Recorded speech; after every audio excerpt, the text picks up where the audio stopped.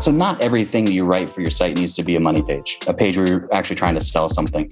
You can create pages that support those pages. The idea is that it lifts them up, it holds them up, and provides support. Hello, entrepreneurs. I'm your host, Laura L. Bernhard. Welcome back to the Marketing Inbound podcast, where we help you leverage inbound marketing strategies to grow your business. This week, I interview SEO expert Kyle Roof. After 400 scientific tests, Kyle fine-tuned a method to test whether single variables are ranking factors in Google's algorithm. This method was officially granted a patent and is now being used in SEO tool Page Optimizer Pro. So I was very excited to ask him about page semantics, SEO tools, the power of link equity, and SEO growth metrics. Listen to the full episode to maximize your SEO efforts today and subscribe to the Marketing Inbound podcast.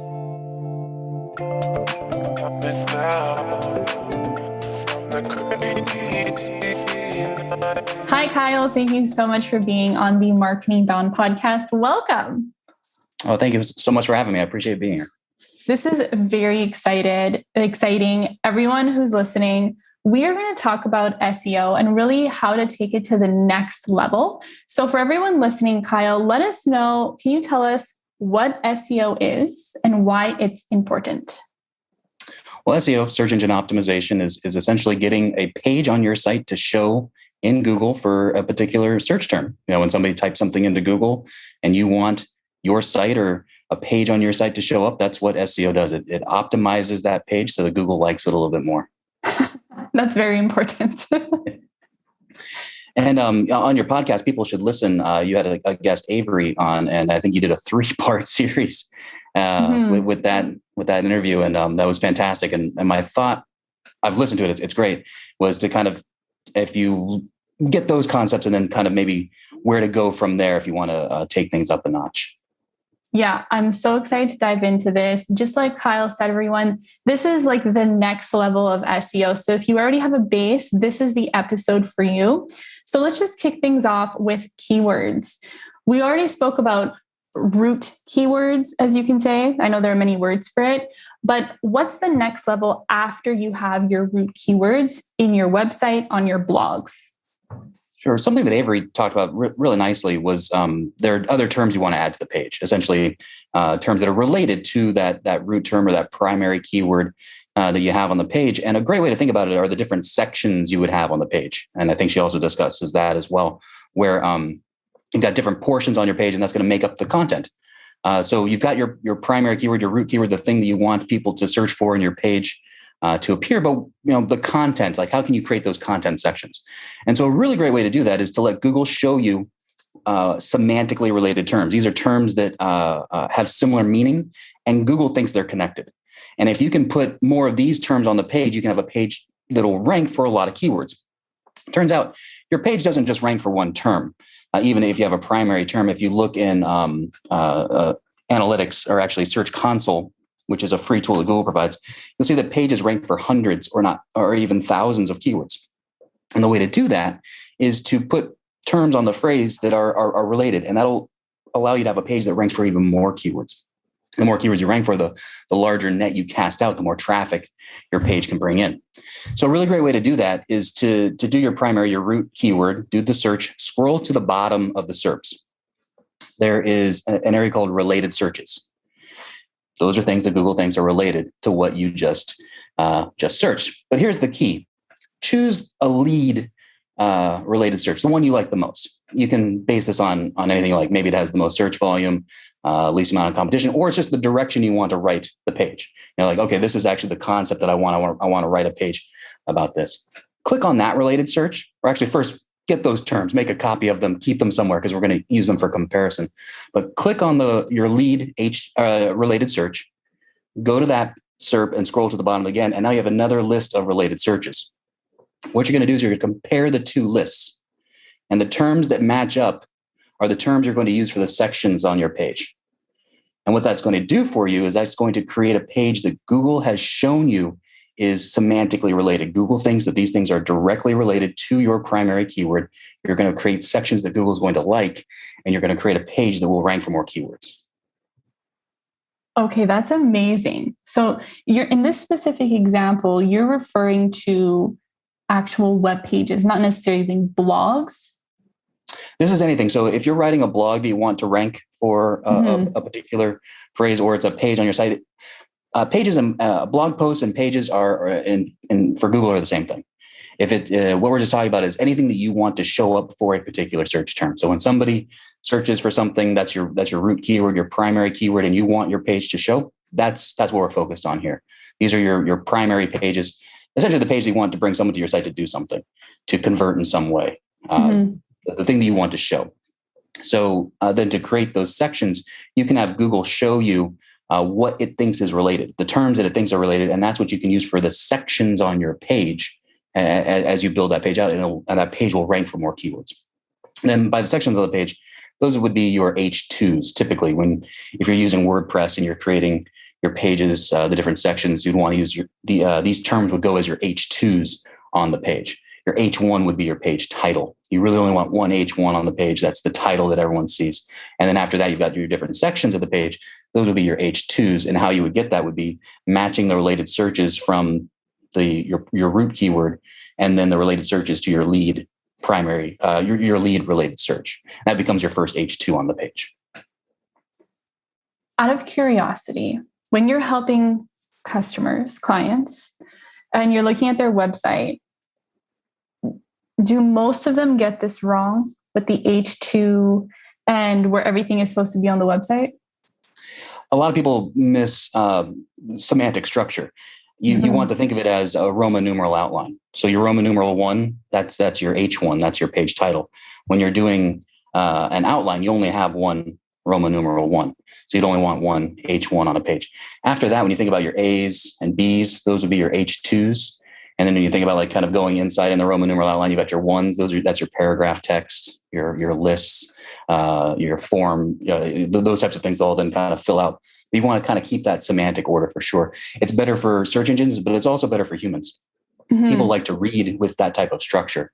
So if you were just kind of tossing things out so that it's an unorganized page, it frustrates search engines because they're not humans. They can't decipher in certain ways. And then also you'll find, I think you probably frustrate your readers by not putting things in an order that's coherent.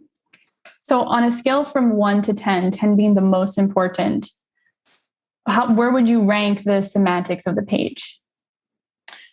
It's not the be all to end all in the sense of like, if you don't do this, you're screwed, or you should go back and change everything. Yeah. You should go back and change everything on your site. If you're like, oh, I've done this wrong, I would only go back and change maybe the most important things, but that aren't ranking well. If you have something that's ranking well, don't change it, especially if you're on page 1 for something, don't make any kind of changes. But this would be something if you moving forward, as you make a plan, you follow Avery's content schedule, I think that she put together, help kind of, or you decide to do that. I would do this for my content going forward, is where I would approach this. I wouldn't necessarily change things, especially if I'm doing well or something has ranked well. I wouldn't stress about that too much. If you have a page that you're like, this isn't doing well at all, it's not ranking anywhere near, so you have very little risk as do it, then I would go in and change that. So let's dive into that a little bit deeper, because you mentioned the Search Console and you're like, oh, if this doesn't work, then change it.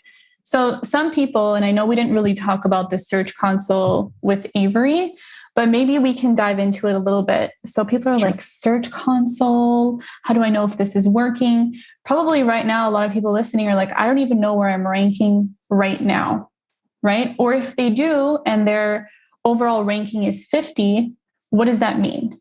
How can they not necessarily improve that, because we're going to go through a ton of strategies, but just explaining a little bit more about the Search Console and what we should be looking out for so that we can make the necessary changes and see if it's working. There are 2 free tools that Google provides. One's called Google Analytics, which I think most people are probably familiar with. And then there's Google Search Console. Google Analytics, while it does give you channels as to where people are coming from to get to your site, it's by and large what people are doing once they get to your site is the information that it provides. Search Console, on the other hand, is looking at organic search within Google. So searches that people are doing within Google, what they are searching for to get to your site. So it'll show you the search queries, the keywords that you are ranking for. And it's also going to show you your pages and how they're performing. So you can see specific pages and how much organic traffic they're receiving. You'll see within Search Console the keywords that a page is ranking for, the impressions that it's getting, so the amount of times it's actually showing up within Google, and then the clicks that you're getting for those particular pages. You see it by the page and by the keyword. So it's extremely valuable in looking at monitoring simply one keyword is actually not the best approach for SEO. It's actually monitoring the page's performance. How many keywords this page is ranking for, how many impressions it's getting, and how many clicks it's getting. Those are the most important things. If you're using a rank tracker and you're just looking at one keyword for a particular page, you're probably missing out on how that page is performing. In the sense of, you could be like, I have this primary keyword and I'm not ranking at all for this primary keyword. But then you look at Search Console and you realize, oh, well, this page is actually ranking for 300 other keywords and it's actually driving a lot of traffic. But because you were only looking at one, that root keyword, you were focused on that, you really actually missed that the page is performing quite well. So that's a nice thing about Search Console, is you can look at page performance and page level metrics with how many keywords, impressions, and how many clicks that page is receiving from Google organic search. In terms of performance, when people are looking at it, is there a specific number that people should be looking for? Like, oh, if it's ranking for 2, then I'm solid. Or if there's, you said like percentage or the number of clicks or something, is there something that we should be looking for first? The main thing is growth. Okay. A healthy page is acquiring keywords. So you can benchmark those things. Yeah. You can see, okay, this page is ranking for 100 keywords. That should grow over time. You should be acquiring more keywords, which means your impressions are going to go up. And the idea is that as your impressions go up, you should be getting more clicks. As the opportunity for clicks increases, the clicks should increase as well. But the first thing you want to look at is this page acquiring more keywords, and then is it getting more impressions? Those two are extremely important. And the metric I think you should be looking at is that number going up? And it's going up, then you're doing pretty well. Okay. Because I remember looking at a client a little while back, and they started off with a ranking of 12. Mm-hmm. And then it grew. It got worse. It got to 50. Mm-hmm. But also between the time where I first looked and then the second time I looked, there were also a lot more new pages. Sure. So that kind of made everything fluctuate. And for sure. So, that can be terrifying. Well, yeah. So as a page actually improves, you'll see an average ranking, right? Mm-hmm. The average ranking, maybe in this example is what you're talking about, that it was 12.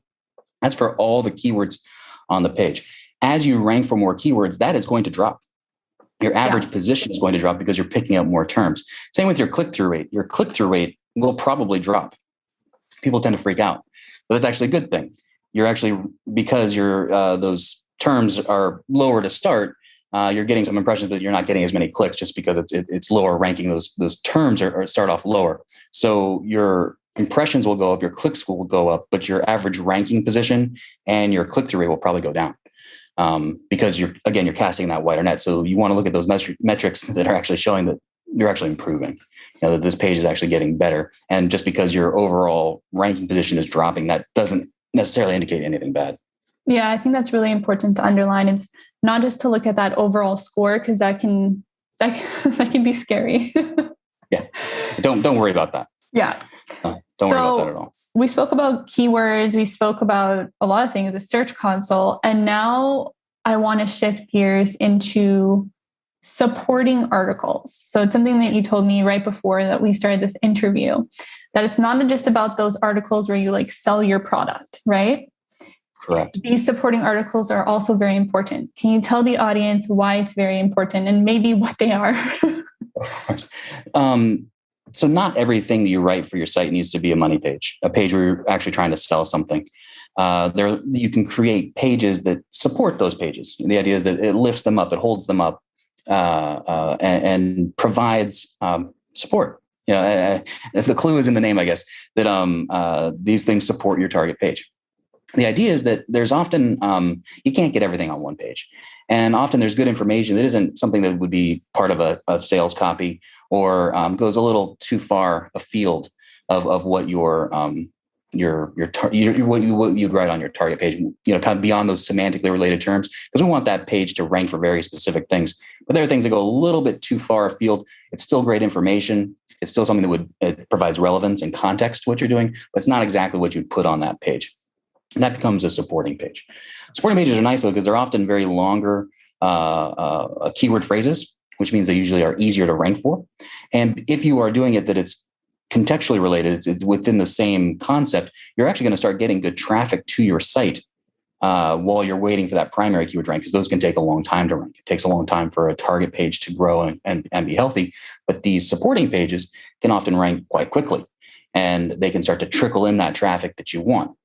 So there are a lot of different ways to get concepts for these supporting pages. People also ask is a very easy one, where if you turn your target keyword into a question, you'll see a little box in Google that says "People also asked." Though that's a great place to get these concepts from. Answer the Public is a freemium tool that you can use to find these types of concepts. There are often things that wouldn't go necessarily on your target page, but they're going to support your target page. They're within that kind of area contextually of what you're talking about. One of the best examples that we had in our agency was we had a target page where we're selling ski lift tickets in New Zealand. And one of our best supporting pages was, what's the weather like in New Zealand in August? Because I don't know what the weather, do you ski in August in New Zealand? I don't know. I know it's on a completely other part of the planet, but what is going on? So you can see how that's very related to what we're talking about, because we can get we have people that are looking at tourism. They're they're thinking about going to New Zealand at that time. Could I ski? So even though that article really has nothing to do with lift tickets or skiing, it's the idea of what's going on around at that time within New Zealand. So these things you wouldn't necessarily need to say like ski lift, ski tickets, skiing. It can just, but it's within that realm of what somebody would be looking for to get that type of information for a ski trip. Okay, let's go through another example just so I get a better understanding of these supporting articles. Let's say it's because our audience is service-based. Okay. Mm-hmm. So if you're offering a service, let's say you offer SEO help, right, as a service. So what would be an example of supporting articles on your website? Can I do SEO myself? How long does SEO take? Is SEO expensive? Those kind of things that they might not be the type of thing that goes on the SEO services Phoenix page, but they would be questions that people would be looking to find information on, and it's going to bring the right type of traffic to your site because it's people that are asking questions around your particular service. If you have dental services, does it hurt to get your teeth cleaned? Or how long does it take to get an appointment, or how long does something take, or what's the recovery time? Those would be things that you could put in that are in the general area, but aren't exactly what you'd be ranking for when you're doing that service in an area or that service in that particular product or whatever it might be. And that's why they rank much faster, because more people are typing them in. And they're much longer. So there's going to be less competition for them. So that the less competition, the easier it is to have something appear quickly. But because you're writing about something that should actually get to your service, you're getting the right type of traffic. Okay, that makes sense. And so I want to shift gears again. Interlinking. Now I'm going to throw a term at you. You're going to tell me if it's the same thing. Okay. Is it the same thing as link equity? Link equity is the amount of juice, for lack of a better word, that would be passed from one page to another. Okay, and interlinking is not that? It's part of it. So, a link, it goes from one page to another. Not all pages are created equal. Let's say you've got a sports site and you get a link from ESPN.com or you get a link from joesports.com. The link from ESPN is going to be more valuable because it is it's a larger site. It has more authority that sort of thing. So it will pass more link equity is the idea. But your own site, within your own site, you can pass equity to your own pages. Take advantage of the authority that your site has by giving yourself internal linking. So we talked about those supporting pages. They're going to support a specific target page. What you want to do with those supporting pages is be very specific. I've got, say, 3, 5 supporting pages for one particular target page where I'm trying to sell something. Link those supporting pages together within the body, within the paragraph text, and link up to your target page. And don't have them link anywhere else.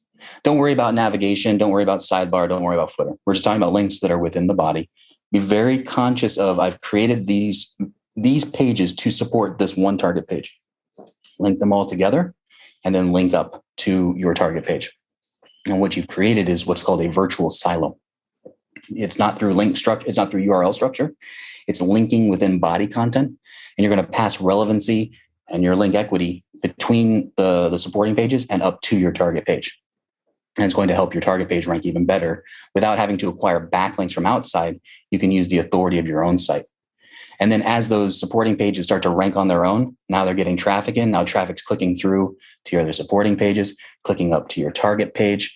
And you end up with kind of the cycle of good, where as the supporting pages get stronger, they end up passing more link equity to your target page, and your target page gets stronger. I did not know. I always thought that you had to refer them back to like that main page, but not between each other. So like I have to go back and fix some things. So what's really nice too is, so let's say you've got 5 supporting pages. What you're hoping for is people link to them. You've provided such good content there, and you're not selling anything. If you ask somebody to link to a page that you're selling something, they're going to tell you to pound sand. And why would they link to a page that you're selling a service to? But if you have this piece of supporting content that provides a great answer about a particular thing, people are much more likely to link to that.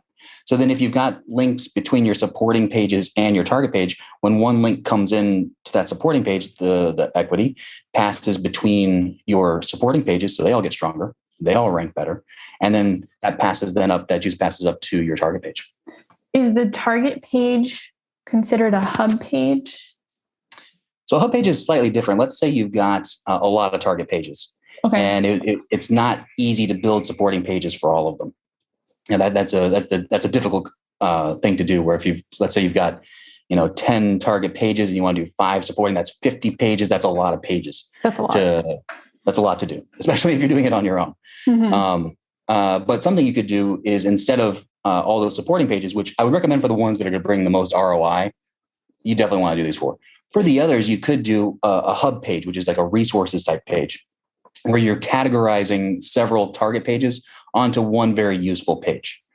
The idea there is that if you build links into that hub page, the equity, the juice will distribute to those target pages and support them as well that way. So you can kind of still get juice passing. You can still get usefulness. Those hub pages could even rank if you want to optimize them as well, and they could bring in their own traffic. But it's another way to distribute juice through your site, especially if it's difficult to build out a lot of supporting pages because you have a lot of target pages. So basically the juice is going up and down with the hub pages, basically. Yeah. And it's an easy way with the supporting pages. You really don't want those to link to one target page. I built out these 3 or these 5, or the number, it doesn't really matter. But I've built them specifically just for one target page. A hub page is for multiple target pages, where you're going to link out to 3, 4, 5, 6 target pages at one time. It's almost like on top of the hierarchy. Yeah. So it's like all your pages go to your target page, and then that kind of all goes back up to your hub pages. And your hub page kind of sits over here, and you're like, okay, well, I've got 3 or 5 target pages, and then the juice can kind of distribute that way. And over here, I've got a target page, and it's got its own set of supporting pages. But it's just a different way to get kind of link juice flowing through different ways. And hub pages are great, especially if you have a lot of target pages. Okay, that makes sense. So let's say everyone listening is like, wow, Kyle, this is amazing. I'm going to implement it all. They're like, you know what? They should. And they do. They listen to you. They're like, hub pages, target pages, amazing. Now, what is the next step after everything we just spoke about? Yeah, if you want to become a super nerd with your SEO, then it comes down to math. Google's algorithm is just that; it's an algorithm, and Google is wildly powerful. It's one of the most amazing things ever created, but it's not a human, and it's really easy to think of Google as being a human, but it simply is not. And because it's an algorithm, if you can give the algorithm the math that it wants, you can be very successful. So the next level would be your primary keyword, your root keyword, variations of that, contextual terms that provide meaning and context to that primary keyword, counting how many times they need to be on the page and in very specific places is the next level. So it really comes down to a lot of math. And that'd be like the next level of your SEO would be how many times to put those things in very specific places. Is that what you do with your service? You do the math part?